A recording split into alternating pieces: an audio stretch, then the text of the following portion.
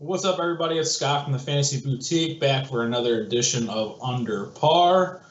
This episode of Under Par, we're going to recap last week's event, the AT&T Bryon Nelson, and then dig into this week's event, the Fort Worth Invitational, formerly the Dean and DeLuca Invitational. One thing to remember this week, for this week event for DFS purposes, is that it is an invitational event, so the size of the field is a little bit smaller than a regular tour event. This week it's like 120, 125 golfers, which is about 30 golfers less than the normal tour of like 150 or 155. As a result, you're going to see like roughly 10% more of the field making the cut, still top 70 in ties. So, which in turn makes more 6-6 lineups potentially, unless we have a bunch of big name or chalky plays that end up missing the cut. But that's just a little bit of housekeeping issues here. 2 weeks in a row, the boutique has had the winner in their core plays for the week. If you've been watching the Under Par videos, you would know that we were all over Webb Simpson 2 weeks ago at the Players. And we had Aaron Wise as a pick this week, or last week, excuse me. It's at pretty much sub 10% ownership. As for some of the rest of our picks, we were spot on with Jimmy Walker. He finished 6th. Charles Howell III finished 9th. Rory Sabatini finished 13th, and Peter Uihlein was 21st. As for Aaron Wise winning the tournament, he was pretty impressive all week. He ranked first in the field in greens and regulation at 91%, which, although it is a high number, the greens are extremely large, so that stat's a little bit misleading. He was first in strokes gained approach, second in strokes gained tee to green, second in strokes gained off the tee. He was second in total birdies. He was 7th in strokes gained putting, so he just had an all-around pretty good week. He's a rookie this year, but he's a really good golfer. He's on a pretty impressive 2-year run. 2016, he won the individual and the team NCAA title at Oregon. And then he turned pro. He won an event on the Mackenzie Tour in Canada in 2016.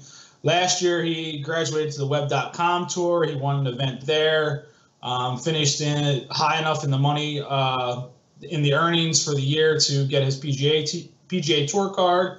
And now he's won a PGA Tour event, so he's safe for the next like 2.5 years, the rest of this year, and then all of 2019 and 2020, and then he gets all the exemptions for winning a tour event, like included in the Masters next year, the TPC event, some of the WGC fields.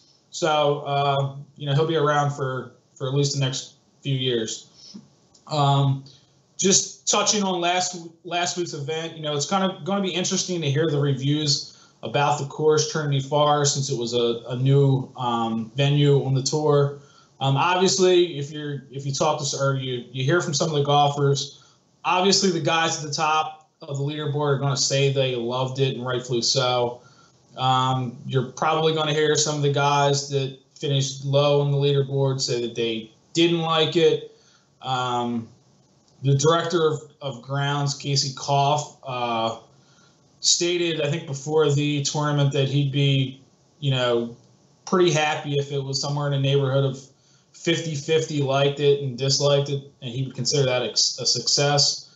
The overall general public's reaction is probably going to be a dislike because the course just lacked a general lack of, quote, sex appeal as far as the way it looked on TV. It was like, it's pretty wide open, all that good stuff. But true golf fans will probably embrace the uniqueness of the course and look forward to seeing it again next year. But it's going to be before the PGA Championship at Bethpage next year.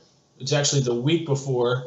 So with that said, the two courses don't really share any similarities. So you're probably not going to see many tour players mark that on their calendars, as a prep for that major.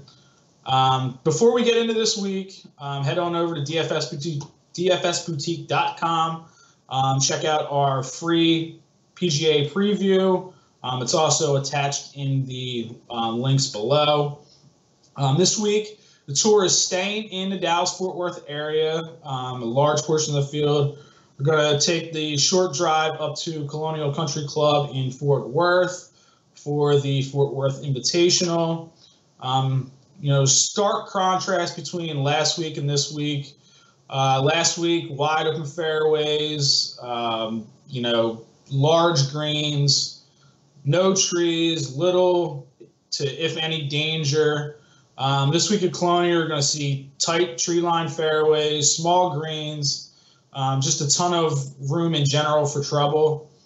About the only similarities between last week and this week are that both courses relied on angles into the greens, setting up your tee shots onto, whether it's the left or the right side of the fairway, to have that proper angle to attack the pins. Course breakdown, it's a par 70 course, 7,204 yards.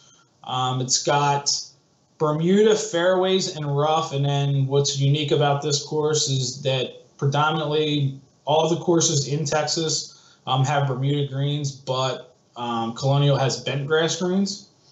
Colonial Country Club's a staple on the PGA Tour. In fact, it's the longest running event on tour, held at the original site dating back to 1946. It's one of the top ranked courses in the United States. It's the creation of Marvin Leonard, and he's the one that wanted the bent grass greens. He said that as opposed to the bumpiness of the Bermuda, the bent grass greens rolled like a billiards table. So that's what he wanted to have on his course. The fairways are tight, like I said. The average width from around 250 yards to 300 yards is only 27 yards in width. Their fairways are lined on both sides with mature trees that give the course an even more narrow look off the tee box. The course is a less than driver course, as the average driving distance is somewhere in the neighborhood of 275 to 280 yards, which is probably about 10 to 15 yards less than an average tour event. There's over 80 strategically placed bunkers, so navigating them will be a key. The course features a ton of dog legs, requires golfers to be able to shape their shots and hit it in a multitude of ways. Colonial Country Club is a course designed to challenge the golfers, force them to play certain sides of the fairways, and attack the greens using the angles like I had mentioned before. Failure to do so, along with finding the trees, the potential for penal rough, the bunkers, and you have a possibility of looking at a short stay this week. The greens are small. They're only 4,400 square feet on average, and they run about 12 on the stimp meter, which is about average for the tour. Although the greens are small, the average green and regulation percentage over the years has been about 65%, which is pretty much tour average. And that's probably most likely a result of the golfers clubbing down off the tee to be able to find the fairways. Don't expect a birdie fest this week, as we saw last week at Bryon Nelson. Expect winning scores somewhere in the 10 to 13 under par range. Cut line hovering right around even par. There's a few years where it's went, one or two shots either way. As for my picks this week, once again, 4 golfers that'll make up my core for lineup construction for FanDuel and Draftkings, and then 4 golfers that are value plays. The first golfer is RICKIE FOWLER. He's 11,700 on FanDuel, 10,400 on DraftKings. Odds to win a tournament at 20 to 1. It usually takes RICKIE a couple of tournaments after a major to kind of get back into some type of form. This week will be his 3rd tournament since the Masters, where he finished 20.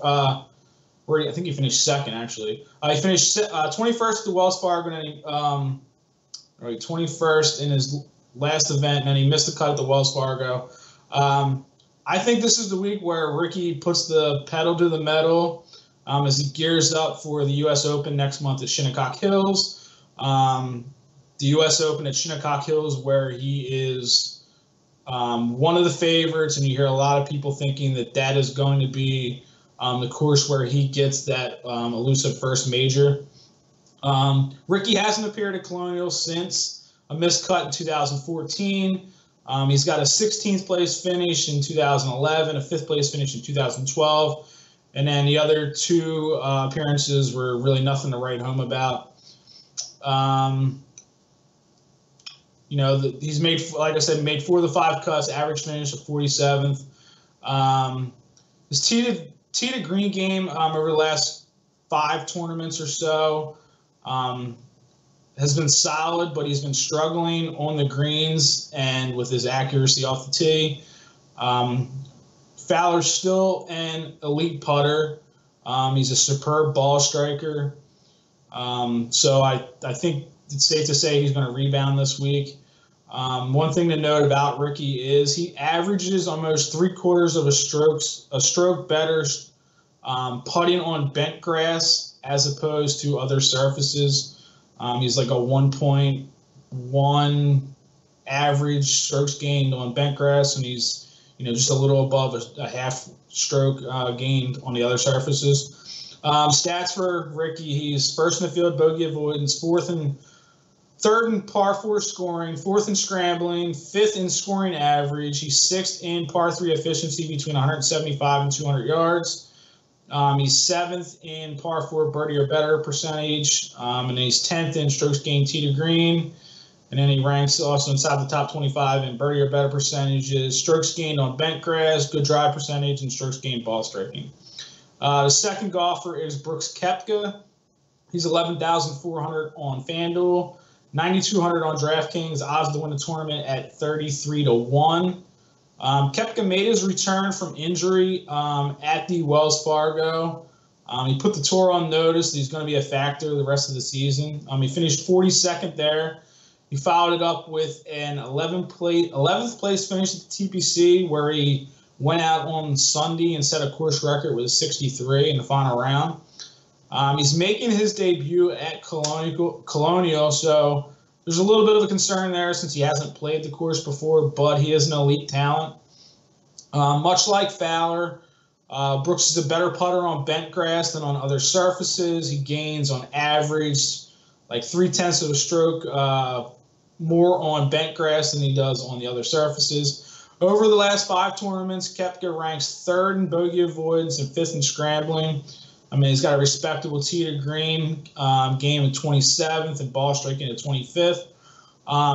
Year-to-date totals compared to the field, he is 14th. Well, this is actually his career in the field. He's 14th in strokes gained bent grass, and then for the season, he's 24th in the field bogey avoidance.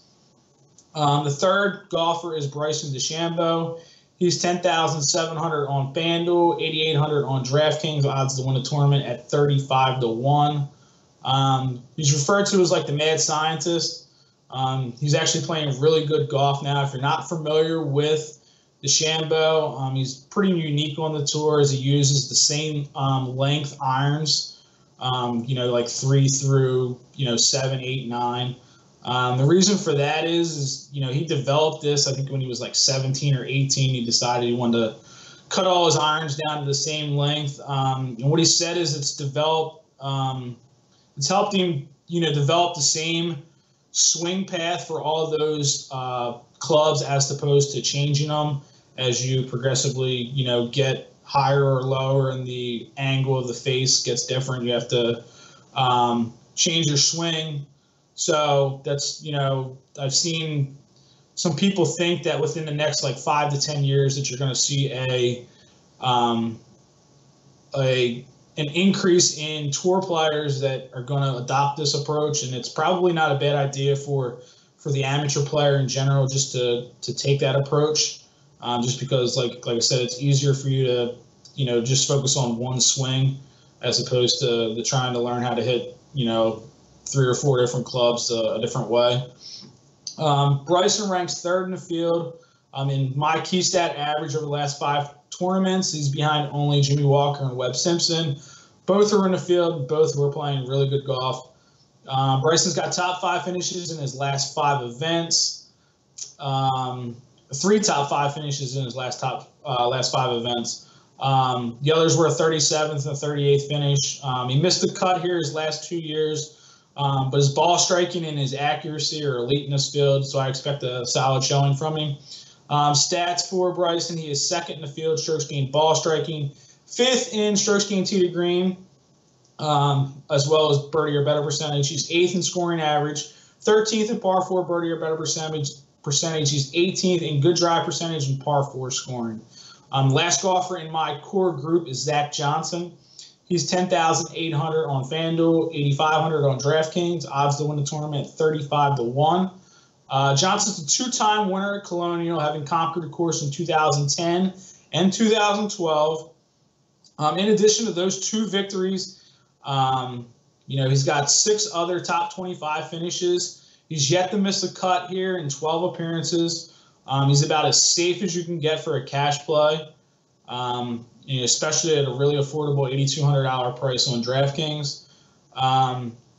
Much like Koepka and Rickie Fowler, he's a better putter on bent grass than other surfaces. He averages about a half a stroke more strokes gained on bent grass as he does on the other surfaces. Just recently he MDF'd at the TPC event, but the previous 6 tournaments he has an average finish of 26. So if he's other than the TPC event, which is a really tough course, he's playing really good golf. He ranks inside the top 20 in the field, par 4 scoring, and strokes gained on par 4s over the last 5 tournaments. Stats for Johnson compared to the field: he is 7th in the field, strokes gained tee to green, as well as scoring average. He's 8th in bogey avoidance. He's 9th in par 4, birdie or better. For his career, he's 11th in the field, strokes gained on bent grass.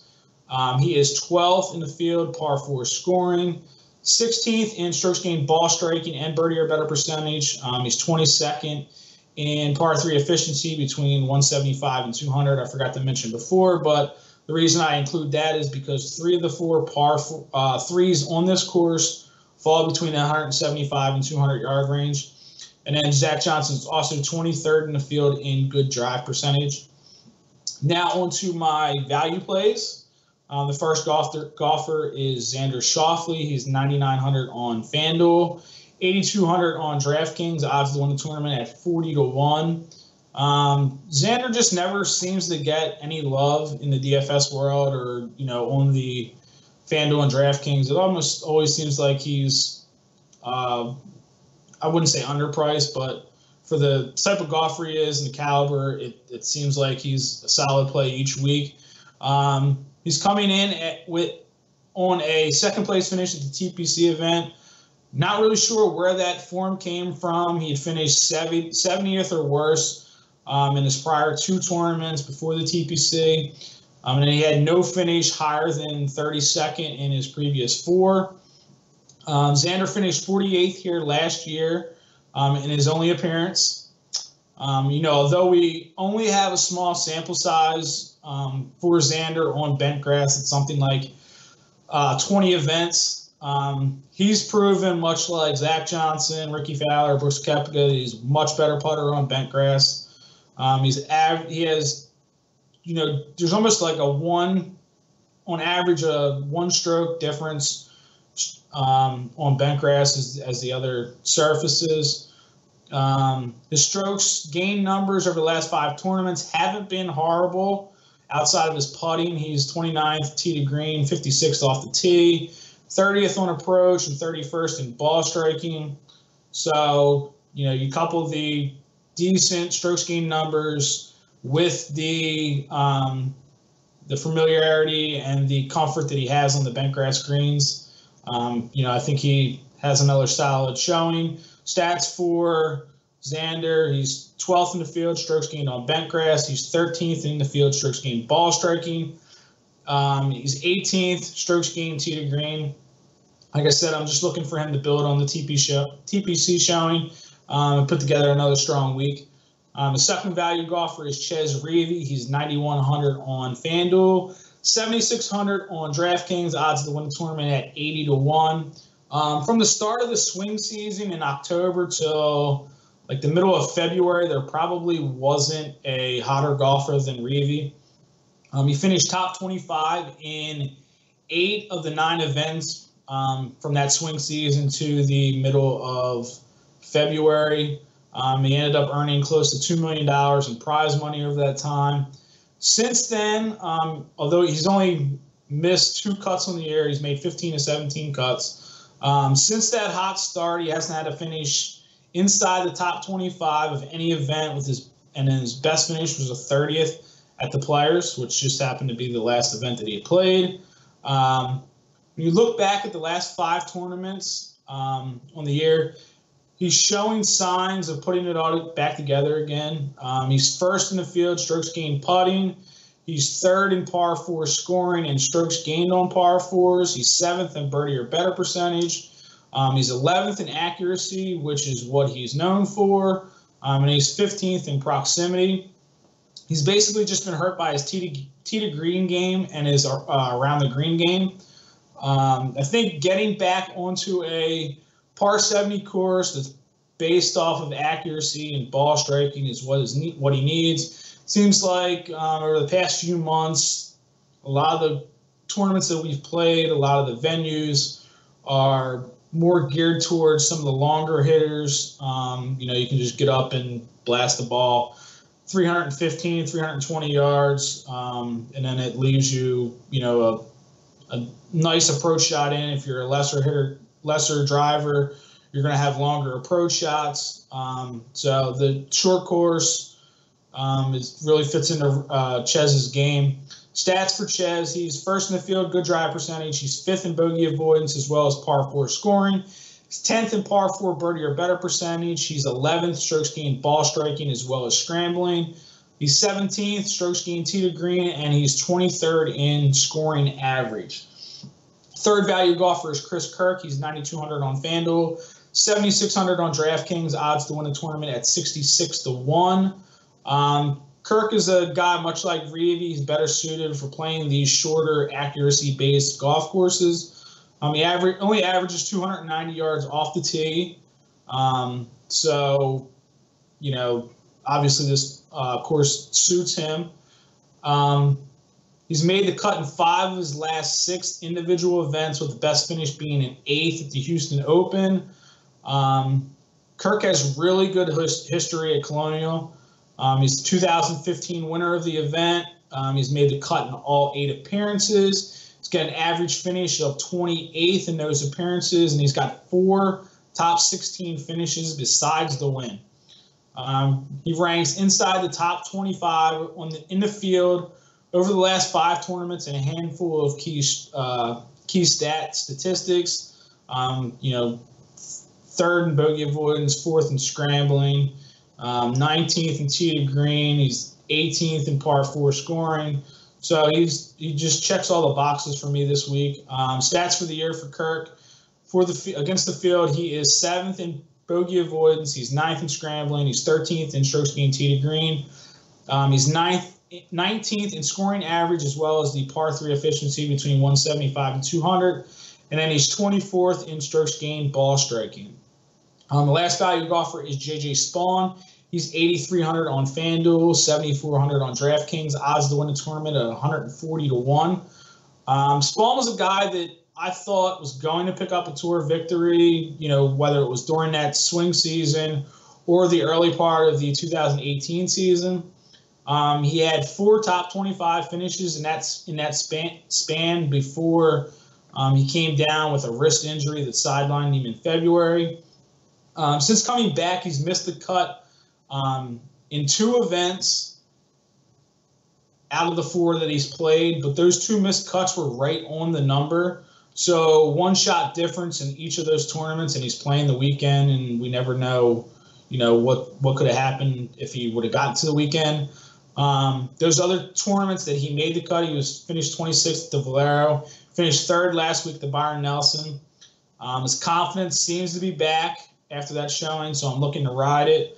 Over the last 5 tournaments, he is 16th in the field, strokes gained tee to green. He's 8th in approach. He's 19th in ball striking, 17th in accuracy. He's 23rd in birdie or better percentage. And then he's 12th in par 4 scoring. For the year, Spawn ranks 10th in the field, birdie or better percentage, 12th strokes gained ball striking, 15th in scoring average, as well as par 4 scoring, and then he is 16th in strokes gained tee to green. Once again, my core plays this week: Rickie Fowler, Brooks Koepka, Bryson DeChambeau, Zach Johnson. Value plays: Xander Schauffele, Ches Reavie, Chris Kirk, JJ Spawn. Be sure to head over to dfsboutique.com, sign up for our PGA package. Some of the features: you'll get our weekly cheat sheet, cash and GPP rankings, which I am currently working on now to get out to all the members. Odds versus pricing, get a course and current form sheet, as well as player write-ups for not just golfers in my player pool, but guys that I can see people rostering this week. Usually it runs anywhere between 30 and 40 golfers each week. Give Fantasy Boutique YouTube page a like to get notified of any and all new under par segments. If you're on Twitter, head over to follow me, Boutique PGA. Give the Fantasy Boutique a follow, DFS Boutique. That's all for this week. I'll be back at it next week for Jack Nicklaus's tournament, the Memorial at Muirfield Village in Ohio. The field is top notch. It's already got the likes of Jason Day, Rickie Fowler, Dustin Johnson, Rory McIlroy, the Masters champ Patrick Reed, Jordan Spieth, new number 1 Justin Thomas, and some guy named Tiger Woods, all expected to play. So until then, I wish you all the best of luck this week, and I'll catch up with you next week.